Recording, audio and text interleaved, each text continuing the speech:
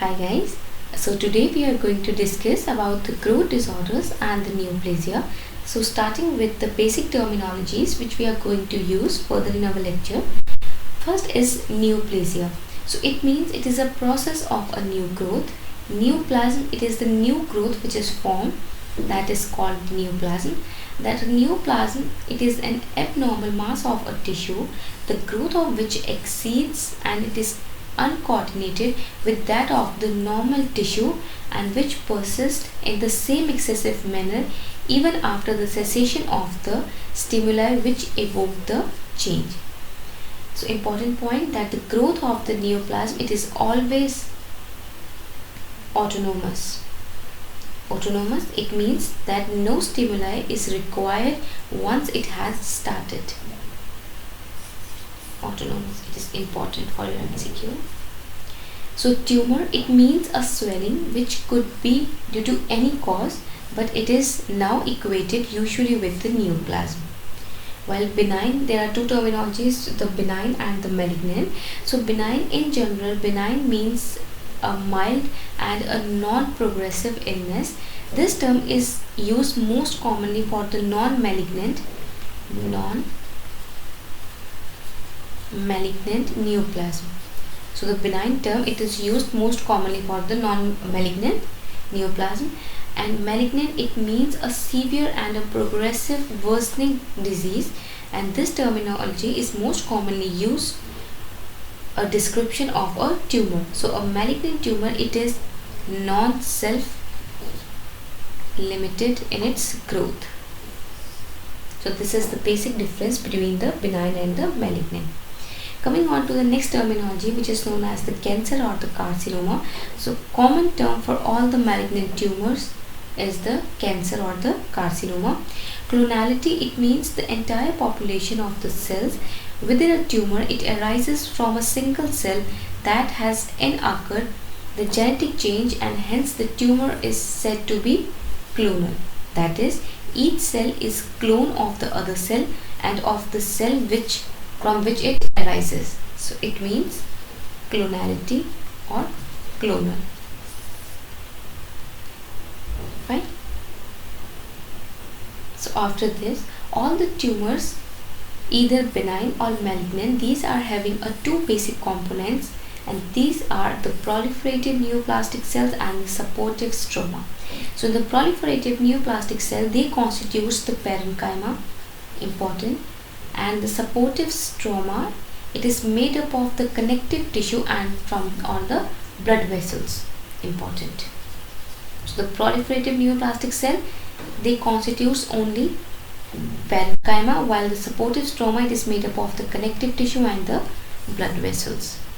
So the name of the tumor, it is usually based on the cell, that is, example, the smooth muscle cell tumor, that is the leiomyoma or the leiomyosarcoma, and the skeletal muscle tumor, it is rhabdomyosarcoma. Right. Coming on to the benign tumor. So in general, the benign tumor, these are designed by attaching the suffix like the oma. Example, the tumor of the fibroblast, that is the fibroma, and the tumor of the cartilaginous cells, that is chondroma. Right. So the benign tumor, it has a suffix of oma like the fibroma, the chondroma. Right. And the malignant tumor, it arising in the mesenchymal cell origin, very important, and usually called the sarcoma. Example, the fibrosarcoma, liposarcoma, leiomyosarcoma, and rhabdomyosarcoma. So in the benign tumor, the suffix is oma, while in the malignant tumor, it is usually called the sarcoma. Important basic difference between the benign and the malignant. So the malignant tumors of the epithelial cell origin, these are called as carcinoma. The carcinoma may be further classified as one with the glandular growth pattern, that is the adenocarcinoma, and other one which produces the recognizable squamous cell of epithelium, that is the SCC, squamous cell carcinoma. Important. The glandular growth pattern, adenocarcinoma, and squamous cell of epithelium, squamous cell carcinoma. Now coming on to the germ layers and the tumor. So the great majority of the neoplasm, these are composed of the cell which are representative of the single germ layer. The teratomas, it is in contrast, that are made up of the variety of the parenchymal cell types which are representative of more than one germ layer, which is usually all three. Very important about the teratomas. So they arise from the totipotent cells and so are principally encountered in the gonads. These totipotent cells differentiate along various germ lines that can be identified as in the skin, fat, muscles, tooth structure, hair, or any other tissue of the body. For example, the dermoid cyst of the ovary, it is a benign teratoma. Important is that a mature teratoma, it is benign, while the immature teratoma, it is malignant. Important. The dermoid cyst of ovary. So important point to note is there are some exceptions to the above general rule, that is the malignant neoplasm with the suffix "oma", that is the melanomas, the seminomas, hepatomas, that is the hepatocellular calcium, and mesotheliomas and lymphomas. Some of the malignant tumors with the suffix "oma", like in benign tumor. Some exceptions are there in the malignant also. Number first, coming on to the hematoma. So the hematoma, it is a benign non-cancerous, important. It is a non-cancerous tumor-like growth which consists of a disorganized mixture of the cells and the tissues, which normally found in the area of the body where the growth occurs. Important. For example, the hematoma of the lung, it contains the cartilage, blood vessels, bronchial type of structures, and the lymphoid tissue. So it is a focal development malformation, important, that resembles a neoplasm in the tissue of origin. But it is not a neoplasm. It resembles the neoplasm in the tissue, but it is not a neoplasm, important, because it grows at the same rate as that of the surrounding tissue, unlike the neoplasm whose growth exceeds the growth of the surrounding tissue. Right? So in a neoplasm, the growth exceeds that of the growth of the surrounding tissue, while in a hematoma, in this the growth is same as that of the surrounding tissues. Next is the choristoma. So the choristoma, it is the ectopic rest of the normal tissues, important, that is the normal tissue is present at the different anatomical site of the body. For example, the presence of the pancreatic tissue in the mucosa of the small intestine. Important points, the normally arranged tissue at the different anatomical site, that is the ectopic site, these are the choristoma, while the abnormally arranged tissue present at the normal site, these are the hematoma, important. Now what do you mean by differentiation? So differentiation, it is a process by which a less specialized tissue, a less specialized cell, that is the immature cell, become a more specialized mature cell type to perform a specific function. This is what a differentiation means, important. So all the specialized cells, these are derived from the stem cells that can give rise to the various types of the cell. For example, the hemopoietic stem cells from the bone marrow, these can give rise to the RBC, the WBC platelets through various stages of the development. So this process of the development from the stem cells to mature cells is known as differentiation. So the process of the development from the stem cells to mature cells, this is what differentiation is. So in the differentiation, the cell acquire a type. For the neoplastic cell, the differentiation refers to the extent to which the neoplastic cell resembles comparable to normal cells, both morphologically and functionally. That is, well differentiated cells resemble to the normal cells, while the undifferentiated cells, they do not resemble to the normal cells at all. They are poorly differentiated cell, partially resemble to the normal cell. Important point. So in this, the well differentiated cells, they always resembles to the normal cell, while the undifferentiated cell, these are never resemble to the normal cell. These are poorly differentiated cells and partially resemble to normal cells. Next is the polarity. So it means the orientation and the organization of the cells in the tissue. Pleomorphism, it is the variation in the size and the shape. It may occur in the cell or in the nuclei. The hyperchromatasia, it means the nuclei contain abundance of the DNA, and these are extremely dark staining. These are hyperchromatic nuclei. Important. Next is the anaplasia. Anaplasia means the lack of differentiation. It means to form backward. This does not mean that the differentiation takes place in the reverse direction, that is from the mature specialized cell to the unspecialized cell. See, anaplasia, it means to form the backward, but it doesn't mean that the growth or the differentiation takes place in the reverse direction. The anaplasia arises from the stem cells that are proliferated without the maturation. So the anaplastic cells, they resemble the primitive appearing unspecialized cell. So the anaplasia, these are seen in the malignant tumor. The anaplasia, it is considered as a hallmark of the malignant transformation. Very important point for your MCQ. But it is not necessary that all the malignant tumors, these are anaplastic. Some malignant tumors may be well differentiated. Example, the follicular carcinoma of the thyroid. After the anaplasia, next is the metaplasia. So metaplasia, it is an adaptive change in which one adult or the mature cell type, it is replaced by the another adult or the mature cell. So there is a replacement between the mature cells. Right? In this, differentiation is not lost, rather it changes from one lineage to another. That is, the stem cells differentiated along with the new pathway. The resulting cells, these are fully mature and differentiated. It is irreversible. Important.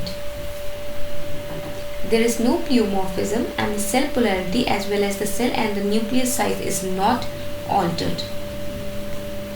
Third is the dysplasia. So dysplasia, as the word itself suggests, that dysplasia, it means the disorder or the abnormal growth. There is disordered differentiation and the maturation. So this generally consists of an expansion of the immature cells with a corresponding decrease in the number and the location of the mature cells. That is, there is loss of uniformity in the individual cells. So what all are the dysplastic features? So in this, you can see that there is a loss of polarity, there is hyperchromatosis, increased nuclear cytoplasmic ratio, the pleomorphism, increased number of the mitosis with the normal pattern. Very important dysplastic features. So the dysplasia, it is partially reversible. Important. See, metaplasia, it is completely reversible, while the dysplasia, it is partially reversible. Dysplasia is usually used when these changes occur in the epithelium. Note it down. When the dysplastic changes involve the entire thickness of the epithelium, it is considered as the pre-invasive lesion and it is referred to as carcinoma in situ.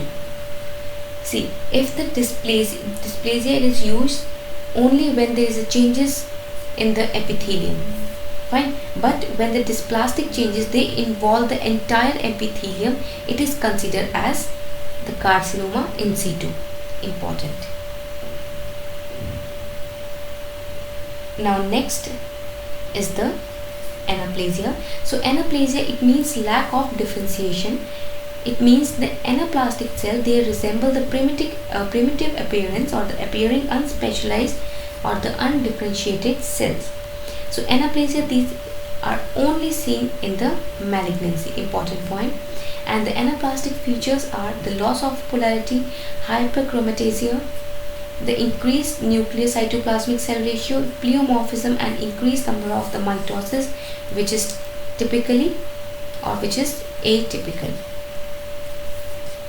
Important.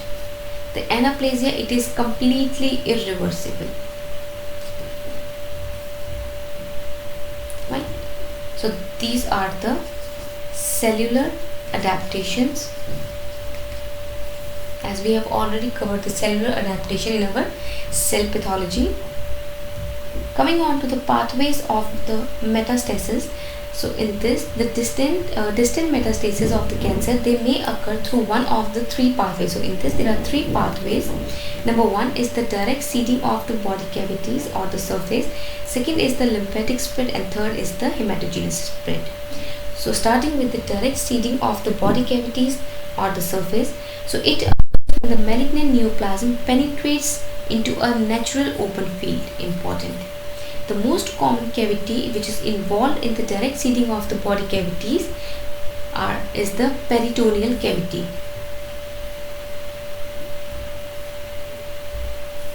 Important for your MCQ. But other cavities, they may also be involved, like the pleural cavity, the pericardial joint space, and the subarachnoid. Such seeding is particularly characteristic of the carcinoma which are arising in the ovaries. Important. Sometimes the mucus secreting tumor of the appendix, or the less commonly ovary, it fills the peritoneal cavity with a gelatinous neoplastic mass which is referred to as pseudomyxoma peritonei. Important. Second pathway is through the lymphatic spread. So this is the most common method of the metastasis for carcinomas. In this, the sarcoma, it may also be used in this route, as the tumor do not have lymphatics. So this type of the spread, this usually takes place through the lymphatic vessels which are located at the tumor margin. So the pattern of the lymph node involvement, it follows the natural routes of the lymphatic drainage. Follows the natural routes of the lymphatic drainage.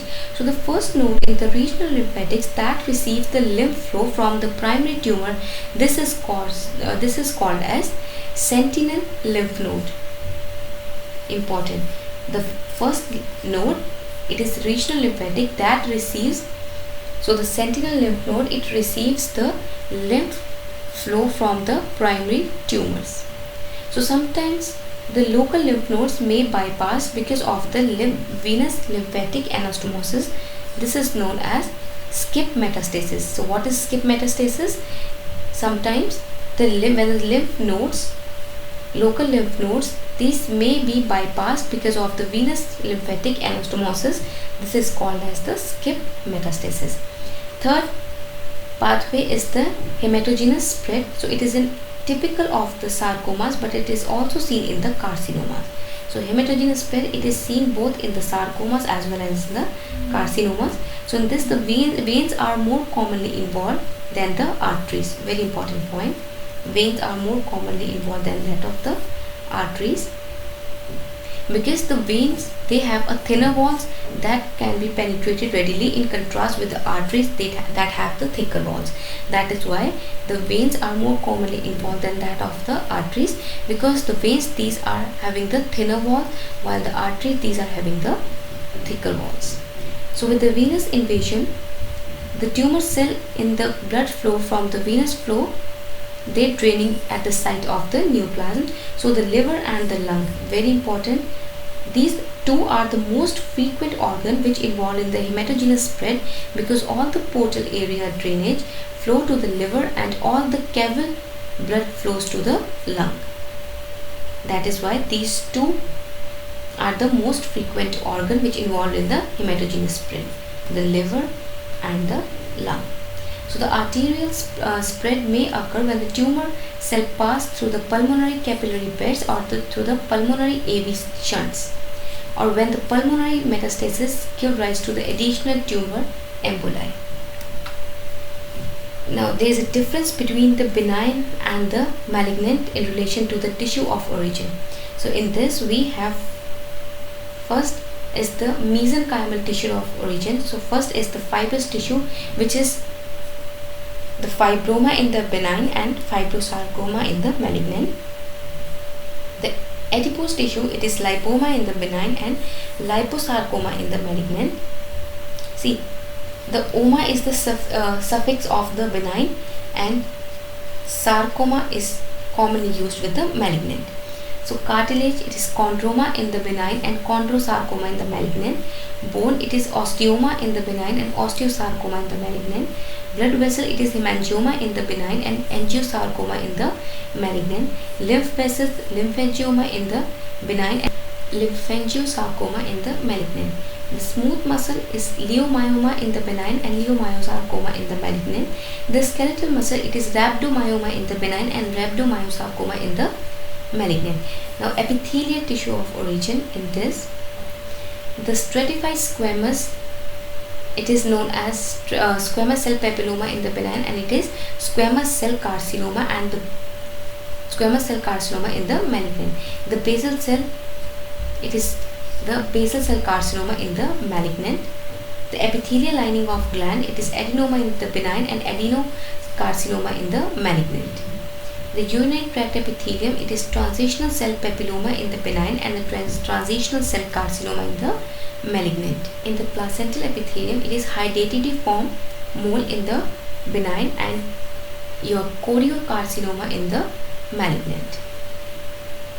Now more than one cell type, which is the mixed tumor, which is derived from one germ cell layer. So in the salivary gland, it is pleomorphic adenoma in the benign and malignant mixed tumor in the malignant. Kidney, it is Wilms tumor in the malignant, while the mixed tumor which derived from more than one germ cell layer. See, this derived from one germ cell layer, while mixed tumor is derived from the more than one germ cell layer. It is gonads, it is dermoid cyst and the mature teratomas in the benign, while immature teratomas and teratocarcinoma in the malignant. Now this is the major difference between the benign and the malignant. So according to the differentiation, the benign, these are well differentiated and the malignant, these are well differentiated to the undifferentiated or the anaplastic. The growth limits, the benign, these are having a limited growth and these are encapsulated, while the malignant, these have unrestricted growth and these are not surrounded by any capsule. So the growth rate is usually slow in the benign, while it is oftenly rapid and it can't be slowed in the malignant. So the benign tumors, these are non-invasive, while the malignant tumors, these are invasive. So the benign tumor, these are non-metastatic, while the malignant tumor, these are metastatic. So the mitotic figure, these are found rare in the benign, while the mitotic figure, these are atypical with increased number. Important. The cell size and the shape, it is uniform in the benign, while it is pleomorph, there is a pleomorphism in the malignant.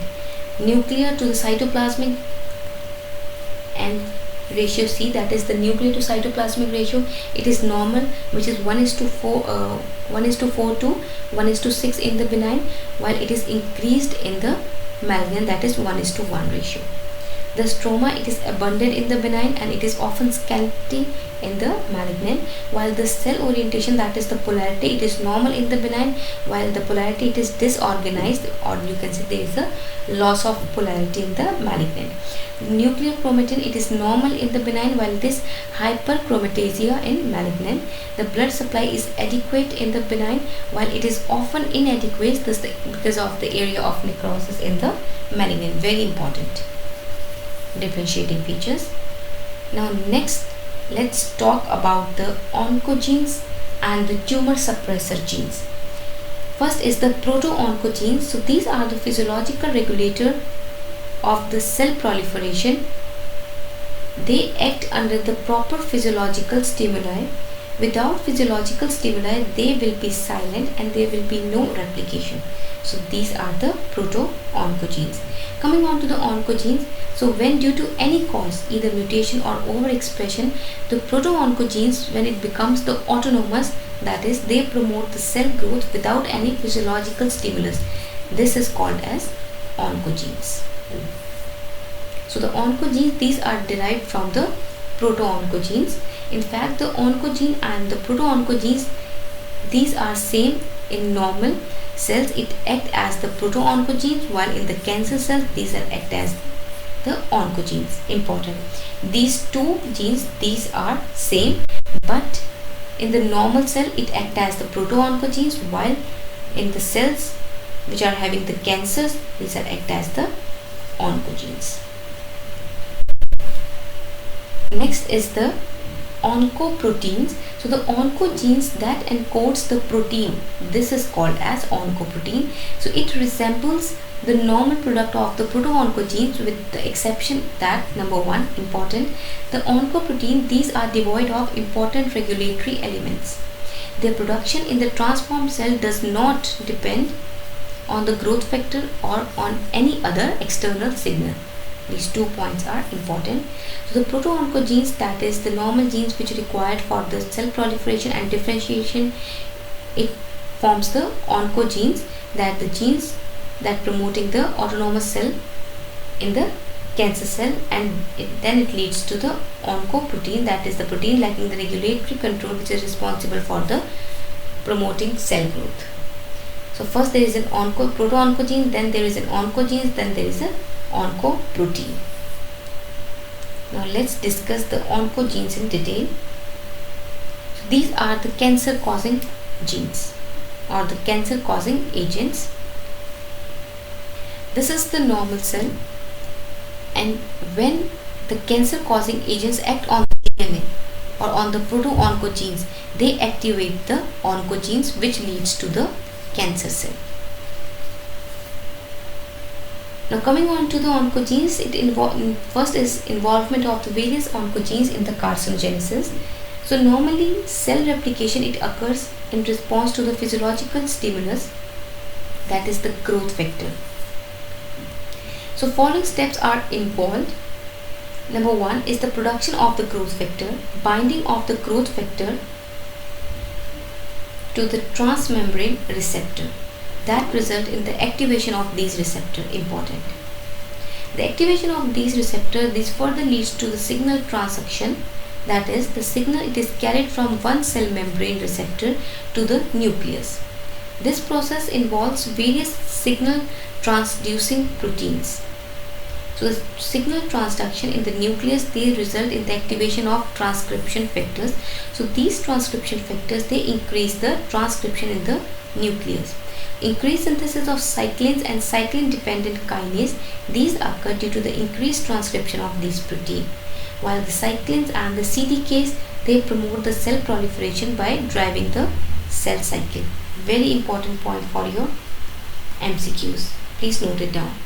So all the genes, they involve in various types of or various steps of the proto-oncogenes. So all the genes involved in various steps of the proto-oncogenes. Development of the neoplasm. So as obvious, the unregulated overactivity of any of these steps will result in the uncontrolled cell replication and development of neoplasm. So this occurs when the proto-oncogenes are converted into oncogenes. See, the proto-oncogenes, when converted into oncogenes, it leads to the formation of cancer cell. Important. This is the important table regarding the oncogenic, or you can say this is the oncogene table. First is the growth factor. So in this, guys, this table is very important. First is the growth factor, in which first is the PDGF beta chain. The proto-oncogene is SIS. The mode of activation is overexpression, and associated human tumor is the astrocytoma and osteosarcoma. Second is the fibroblast growth factor, and the proto-oncogenes which involved are the HST1 and INT2, and the mode of activation is overexpression and amplification. The overexpression, the associated human tumor is the stomach cancer, while the amplification, it is the blood cancer, breast cancer and melanoma. While in which first is the TGF alpha, and the proto-oncogene is TGF alpha. Mode of activation is overexpression and associated astrocytomas and the hepatocellular carcinomas. HGF, The proto-oncogene is HGF and mode of activation is overexpression, and associated human tumor is thyroid cancer. Second is coming on to the growth factors. These were the growth factors. Second is the growth factor receptor. So in this, first is the EGF receptor. The proto-oncogenes are the ECFR, that is ERBB1, ERBB2. So the ERB1, it is the overexpression, and associated tumor is the SCC of the lung and the gliomas. Fine. While the ERBB2, the mode of activation is amplification, and associated tumor is breast and the ovarian cancers. Is the CSF1 receptors, and the proto-oncogenes involved is the FMS, and the mode of activation is point mutation. Associated tumor is leukemia. Is the receptor for the neurotropic factors. So the proto-oncogene is RET or RET. Mode of activation is point mutation. Associated human tumor is the multiple endocrine neoplasia 2A and B, and medullary thyroid carcinoma. PDGF receptor, the proto-oncogene responsible is the PDGFR. Mode of activation is overexpression, and the associated tumor is gliomas. While the receptor for the stem cell or the steal factor important, the proto-oncogene is KIT, that is KIT. The mode of activation is point mutation, and the associated tumor is gastrointestinal stromal tumor and other tumor. Coming on to the protein involved in the single transduction, first is the GTP binding, in which the proto-oncogenes are KRAS, HRAS and NRAS.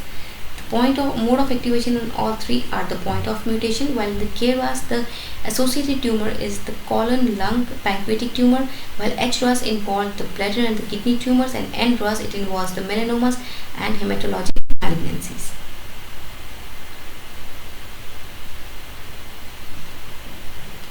Now, non-receptor tyrosine kinase, the proto-oncogene involved are the ABCL, and the mode of activation, it is translocation, and tumor associated is the chronic myeloid leukemia and acute lymphoblastic leukemia. Well, next is the RAS signal transduction. So the proto-oncogene involved is the BRAF, and mode of activation is point mutation, and it involves the melanomas. WNT signal transduction, it involves the beta catenin proto-oncogenes, and mode of activation is the point mutation or overexpression, and involved tumor is the hepatoblastoma and hepatocellular carcinoma. Next is the nuclear regulatory protein, in which first is the transcriptional activators. So the proto-oncogenes involved are the CMYC, which leads to translocation and involves the Burkitt lymphoma. Next is MYC. So activation is amplification, and tumor involved are the neuroblastoma, small cell carcinoma of the lung. Third is the LMYC. Mode of activation is amplification, and it involves the small cell carcinoma of lung. Last is the cell cycle regulators. These are number 1, the cyclins, in which the proto-oncogenes are the cyclin D. Mode of activation is translocation and amplification. Translocation includes the mantle cell lymphoma, while the amplification, it includes the breast and the esophageal cancers. And cyclin E, it involves the overexpression and leads to breast cancer. Second is the cyclin dependent kinase, which involves the CDK4, and mode of activation is amplification of or point mutation. It involves the glioblastoma, melanoma and sarcoma. So this is all about the oncogenes. Now next are the tumor suppressor genes.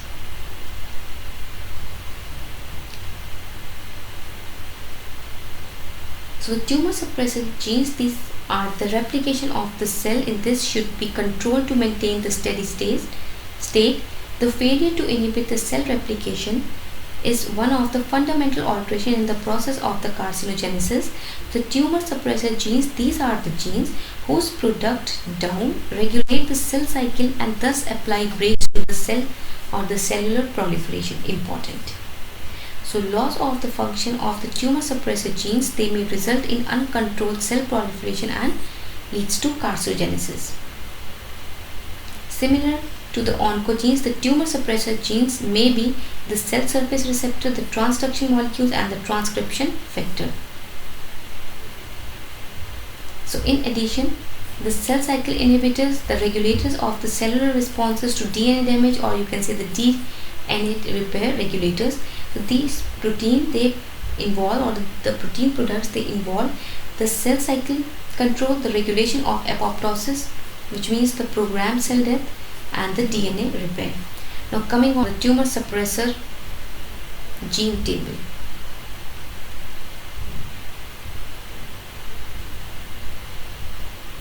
So in this,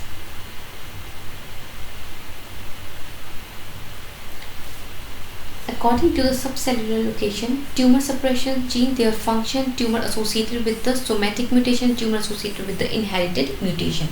First is the cell surface. The tumor suppressor gene, which involves our TGF beta receptor, it inhibits the growth, and in the tumor associated in the somatic mutation are the carcinoma of colon, while in the inherited mutation it is unknown. Second is the cadherin. The function is the cell adhesion, and the tumor associated with the somatic mutation are the carcinoma of stomach, while in the inherited mutation the familial gastric cancer. Second is the inner aspect of the plasma membrane. It involves the NF1, and it inhibits the RAS signal transduction and of the P21 cell inhibitor. Important. Tumor associated with the somatic mutation are the neuroblastomas, while in the inherited mutation neurofibromatosis type 1 and the sarcomas. The cytoskeleton, the tumor suppressor gene involved is the NF2, and it leads to the cytoskeletal stability. Tumor associated with the somatic mutation are the schwannomas and the meningiomas, while in the inherited mutation neurofibromatosis type 2, acoustic schwannomas and the meningiomas. In the cytosol, the tumor suppressor gene involved is the APC or the beta catenin. It inhibits the signal transduction, involves the carcinoma of the stomach and the colon, pancreas, and the melanoma in the somatic mutation, while familial adenomatous polyposis coli and the colon cancer in the inherited mutation. While next is the PTEN or the PTEN. The function is PI3 kinase signal transduction, and somatic mutation involves the endometrial and the prostate cancers, while it is unknown in the inherited mutation. So next is SMAD2 and SMAD4, in which TFG, that is the beta signal transduction. So tumors associated with the somatic mutation are the colon and the pancreas tumor, while these are unknown in the inherited mutation. Coming on to the nucleus, so the tumor suppressor gene involved is the RB. Function is to regulate the cell cycle, while the associated tumor with the somatic mutation are the retinoblastoma and osteosarcoma, carcinoma of breast, colon, and lung, while in the inherited mutation it is retinoblastoma and osteosarcoma.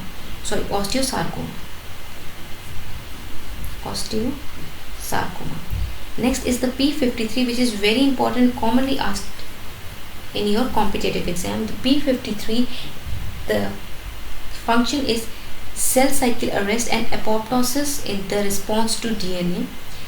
Tumor associated with the somatic mutation are the most human cancers, while inherited mutation the Li-Fraumeni syndrome and multiple carcinomas and sarcomas. Important. Next is WT1, that is function is the nuclear transcription, and in somatic mutation it causes the Wilms tumor, and in the inherited mutation it is also causes the Wilms tumor. While next is the P16INK4A. The function is regulation of the cell cycle by inhibition of the cyclin dependent kinase, and the somatic mutation it involves the pancreatic, breast, and the esophageal cancer, while in the inherited it involves the malignant melanomas. Next is the BRCA1 and BRCA2. It helps in the DNA repair. Somatic mutation is unknown, while inherited in this it causes the carcinoma of the female breast and the ovary, and the carcinoma of the male breast. Important. While last is the KLF6. It is a transcription factor. In the somatic it causes the prostrate, and in the inherited it is unknown. Fine. So this is all about the tumor suppressor genes table. So these are some of the important points regarding the tumor suppressor genes. Number one is the RB genes. So in the active or the hypophosphorylated state, it is present as a non-multiplying cell. The oncogenic viruses that cause the phosphorylation of RB, resulting in its inactivation. The RB inactivation, it results in the cell multiplication by the activation of transcription factor E2F. So the RB gene was the first tumor suppressor gene to be discovered, important for your MCQ. So in this, the RB, which is the active hypophosphorylated state, it gets converted into RBB, which is the inactive phosphorylated state, with the help of the oncogenic virus. So what all are the oncogenic viruses? The oncogenic viruses which causes the inactivation of the RB. So the active RB or the active hypophosphorylated state, it gets converted into inactive phosphorylated state, which causes the multiplication of cell. Important. Next is the inherited or the familial retinoblastoma, which occurs 40%. So in the hereditary cases of the retinoblastoma, one genetic change, that is the first hit, it is inherited from the affected parent. Therefore it is present in all the somatic cells of the body, but one genetic change is not sufficient to produce the cancer. So the second mutation or the second hit, there are two hits, the first hit and the second hit, is required to produce the cancer, because in the first hit it is not sufficient to produce the cancer. So for producing the cancer, the second hit is required. It occurs in the retinal cells which are carrying the first mutation. Important. So important point or the key point is the familial retinoblastoma. It is also associated with the increased risk of osteosarcomas. Important. The sporadic retinoblastoma, which occurs 60%. So in the sporadic cases, both the mutation it hits occur somatically within a single retinal cell, whose progeny then form the tumor. Coming on to the very important gene, which is very important for your MCQ or for your competitive point of view, P53 genes. You will get a number of questions from this particular P53 genes. So the P53 genes or the P53 gene, it is also known as the molecular policeman and the guardian of the genome. The gene it present on the chromosome number 17p. The non-mutated P53 gene, it is also called as a wild type of P53 genes, is associated with the reduced risk of the development of the cancer. Any inactivation of P53, it prevents the successful DNA repair in the cell, leading to the development of tumor. So the P53 gene, they codes for 53kDa, nuclear phosphoprotein. So in most of the cases, the inactivating mutation in the both alleles of the P53, these are acquired in the somatic cell. However, sometimes the individual may inherit one mutant P53 allele, and the second acquired hit may inactivate the normal P53 allele. So this later condition is called as Li-Fraumeni syndrome. It is associated with the development of sarcomas, the breast cancer, leukemias, and the brain tumors. So the HPV, that is the human papilloma virus, it causes the inactivation of P53 through its E6 protein, and it is responsible for the development of the cancer of the anal and the genital region. Very important. So the key points regarding the P53, so the non-mutated P53 gene, it is also called as wild type of P53 genes. It is associated with the reduced risk of the development of cancer. Important. So the cancer carrying the P53 mutation, these are relatively resistant to chemotherapy and radiotherapy.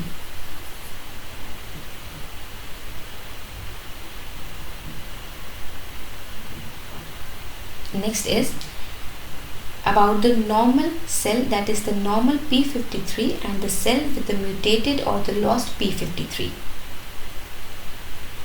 So the normal p53, due to irradiations, ultraviolet ray and chemical mutation, it leads to the DNA damage in both the normal as well as in the cell or the lost p53. First we are talking about the normal p53. So the chemical mutations are the UV, it leads to the DNA damage, which leads to the increased level of the p53, which leads to the transcription of the target genes. What all are the target genes? The p21, that is GAD45 and BAX. So when there is a transcription of the target genes, like in the p21, it leads to the G1 arrest, which leads to the DNA repair, and it occurs.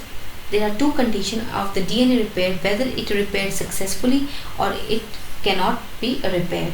When it is repaired successfully, it leads to the progression of the cell cycle, which leads to the normal cell, and when it repair unsuccessfully, it leads to the apoptosis, which is the programmed cell death. While when there is a transcription in the GAD or the GADD45, it leads to the DNA repair, and again it can be repaired successfully and unsuccessful. Third is the BAX, which leads to the apoptosis. Fine, this is all about the normal p53 or cell. Now let's discuss about the cell which is mutated with the cell with the mutated or with the lost p53. So it leads to the DNA damage because of the chemical mutations, UV or the irradiation, and then it leads to the p53 dependent genes. These cannot be activated, which leads to the no cycle arrest, no DNA repair, which leads to the formation of the mutant cell, and resultant is the uncontrolled replication, which finally leads to the malignant tumor. Coming on to the cell cycle and the phases of the cell cycle. So the cell cycle, it consists of the G1, which is the pre-synthetic phase, the S phase, which is the synthetic phase, that is the DNA phase, the G2, it is the post-synthetic phase or the pre-mitotic phase or the interval.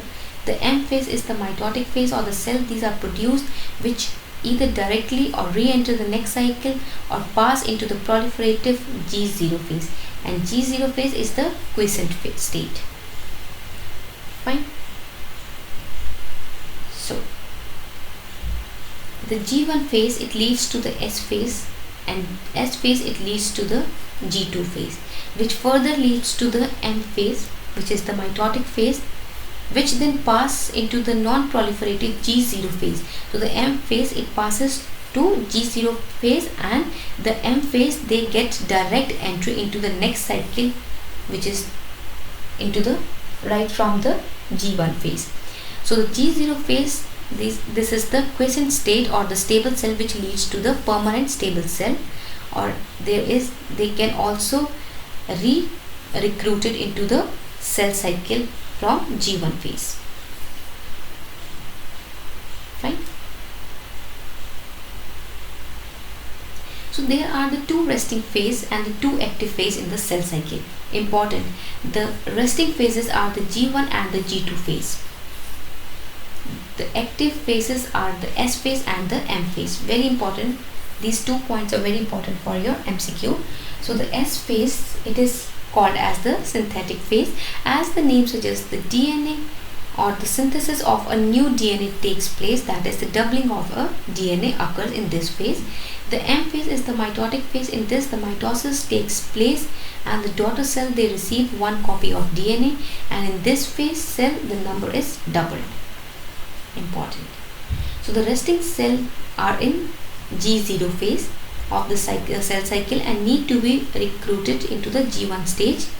This one, G0, need to be re-recruited to G1 phase. And beyond, in order to replicate, the entry of the progression of the cell through the cell cycle, it is controlled by the changes in the level and the activities of the cyclins and CDKs, which is cyclin dependent kinases. Important. Now the cyclins are synthesized during the specific phase of the cell cycle, but they activate the CDKs by phosphorylating them. By contrast, the CDKs, these are present constitutively but in inactive form, and these are activated by when the cyclin cause their phosphorylation. The CDKs, these are present, but these are present in the inactive form. These are get activated when the cyclin they causes the phosphorylation. So the major cyclins, these are D, E, A, B, and they appear in the sequence as D, E, A, and B in the cyclin. Coming on to the cyclin D. So cyclin D, it is the first cyclin which is appeared in the cell cycle, important. So it appears in the G0 phase, important. During the G1 phase, the cyclin D, it binds and activates the CDK4, the cyclin dependent kinase 4, important. The CDK4 component or the cyclin D CDK4 complex phosphorylates the retinoblastoma susceptibility protein, the RB.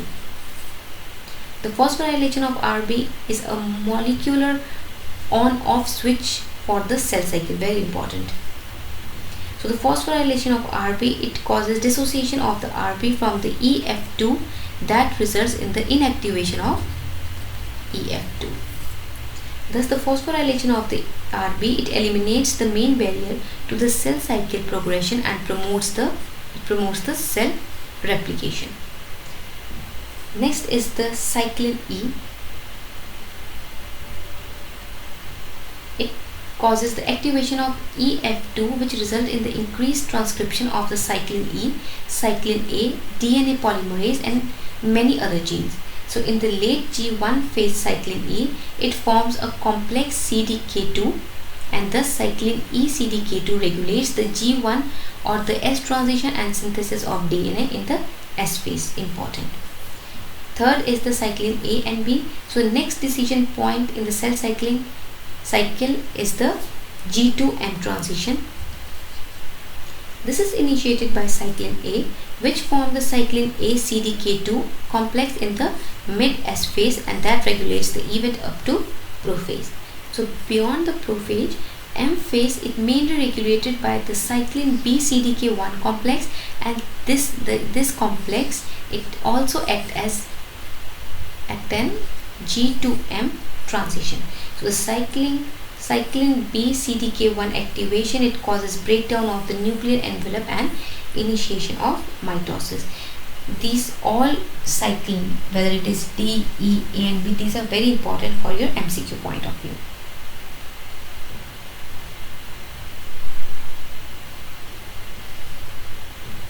So cyclin number D, the kinase is CDK4, and function of this is phosphorylate the RB that result in allowing cell to progress through the G1 restriction point. This is the G1. It increases the synthesis of cyclin D, cyclin A, and DNA polymerase, important. Coming on to the E, cyclin E, which contains CDK2 kinase. It involves in the G or in the S transition and in the DNA synthesis. Next cyclin is cyclin A, in which the kinase is CDK2. It involves the G2M transition.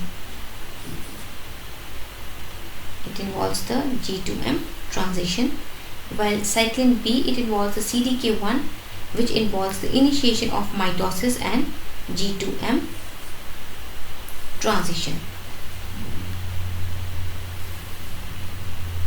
Fine, very important. Now after this, let's discuss the cell cycle inhibitors. So the activity of the cyclin CDK complexes, it is tightly regulated by the inhibitor which we call as CDK inhibitors. So by inhibiting the CDK, they inhibit the cell cycle and the replication, and they act as a tumor suppressor, important. So there are two main classes of CDK inhibitors. Number one is the CIP and the KIP family. The INK 4 or the ARF family. Starting with the SIP or the KIP family, it has 3 components, the P21, P27 and P57. Important. This binds and inactivate the cyclin CDK complexes. The transcriptional activation of P21 is under the control of P53, a tumor suppressor gene that is mutated in a large proportion of human cancer. All 3 points are very important. So next is the INK4A ARF family. So it consists of P16 INK4A and P14 ARF. The P16 INK4A, it competes with the cyclin D for binding with the CDK4, so it inhibits the cyclin D CDK4 complex. Important. The P14 ARF, it acts through P53 by preventing its degradation, in which the P53 then activates the P53 activates the P21 and in turn inhibit the cyclin D CDK4 complex. These 2 points are very important. Next, we will discuss about the etiology of the cancers. So the environmental factor in the cancer, there are strong correlation between the environmental and the geographic factor in the carcinogenesis. The environmental factor, these are generally held responsible for 80 to 90% of all human cancers. Now these are the carcinogens with their associated cancer. First are the alkylating agents. So in this, first is acute myelocytic leukemia or the bladder cancer. The androgen includes the prostate cancer. The aromatic amines dyes or the aniline dyes, it involves the bladder cancer. Important. The arsenic, it involves the cancer of the lung and the skin. Asbestos, it involves the cancer of the lung, pleura and peritoneum. Important.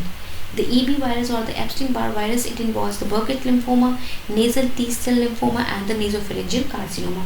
The estrogens involve the cancer of the endometrium, liver or the breast.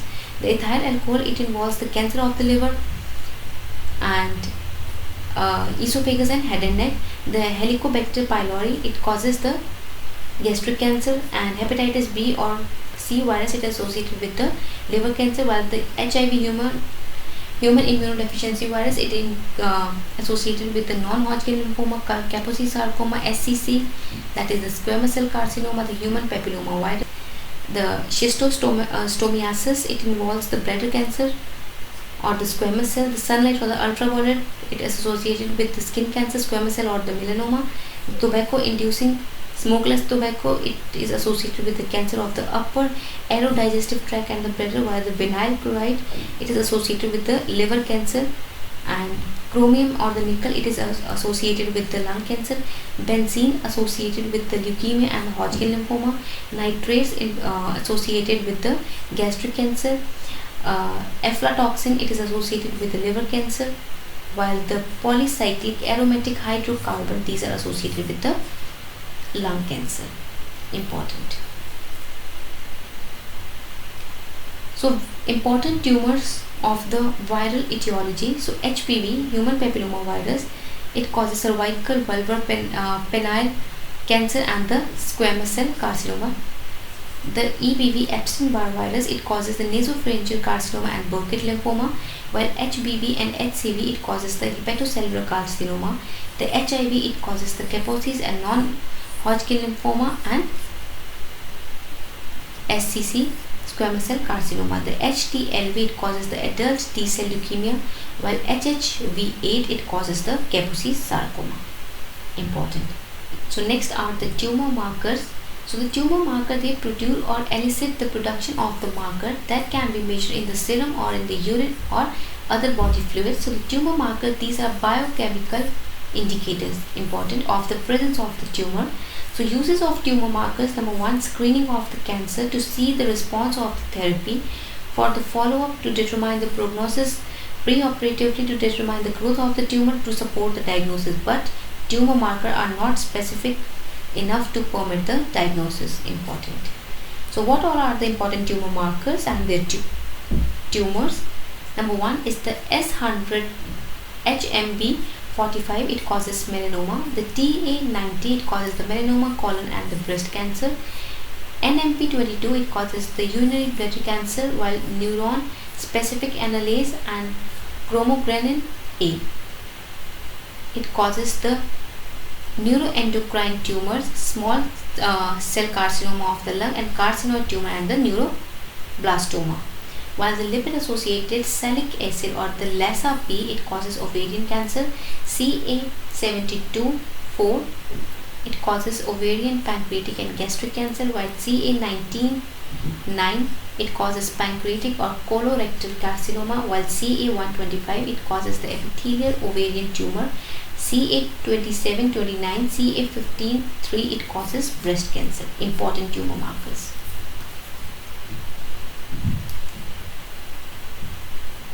Guys, remember the tumor marker for your MCQ point of view.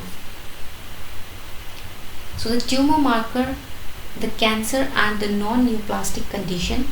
First are the hormones, the HCG, that is the human chorionic gonadotropin. The cancer is the gestational trophoblastic disease, gonadal germ cell tumor. Non-neoplastic condition is during the pregnancy. Second is the calcitonin, so it causes the medullary cancer of the thyroid. Catecholamines, it causes the pheochromocytoma. Next is the oncofetal antigen, which first is the alpha fetoprotein. It causes hepatocellular carcinoma, gonadal germ cell tumor, and non-neoplastic condition is cirrhosis and hepatitis. Second, it is the carcinoembryonic antigen. It causes the adenocarcinoma of the colon, pancreas, lung, breast and the ovary. While non-neoplastic conditions, these are the pancreatitis, the prostatic hypertrophy, hepatitis, hemolytic anemia and many others. While enzymes, these are prostatic and phosphatase causing the prostate cancer, and the non-neoplastic condition are prostatitis, the prostatic and the hypertrophy. Second is the neuron specific enolase, causes the small cell cancer of the lung and the neuroblastoma. Third is the lactate dehydrogenase, it causes the lymphoma and Ewing sarcoma, while non-neoplastic condition are hepatitis, hemolytic anemia and many others. Coming on to the tumor associated proteins, the first is the prostatic specific antigen, causes the prostate cancer, prostatitis, prostatic and hypertrophy. Monoclonal immunoglobulin causes myeloma, and the non-neoplastic condition are infection and MGUS. The CA125 causes the ovarian cancer, some lymphomas, while the non-neoplastic condition are menstruation, peritonitis and pregnancy. The CA19-9 causes colon, pancreatic and breast cancer, and the non-neoplastic condition are pancreatitis, ulcerative colitis. CA15-3 causes breast cancer, CD30 causes Hodgkin disease, anaplastic large cell lymphoma, and CD25 causes the hairy cell leukemia, adult T-cell leukemia and lymphoma. So next are the new molecular markers. So in this P53 APC RAS mutation in the stool and serum, colon cancer. P53 RAS mutation in the stool and in the serum, pancreatic cancer. P53 RAS mutation in the sputum and serum, lung cancer. P53 mutation in the urine, bladder cancer. Next is the CEA, that is the carcinoembryonic antigen. So CEA, it is produced by the fetal gut, pancreas and the liver. It is a glycoprotein, important. It can be used as a tumor marker in the colorectal cancer, which is of major use, and it is also in the pancreatic, lung, breast and ovarian carcinoma, important. So it is also increased in some of the non-plastic or the non-neoplastic disorder, that is the alcohol cirrhosis, hepatitis I, B, D, C, D, UC, smoking and pancreatitis, important.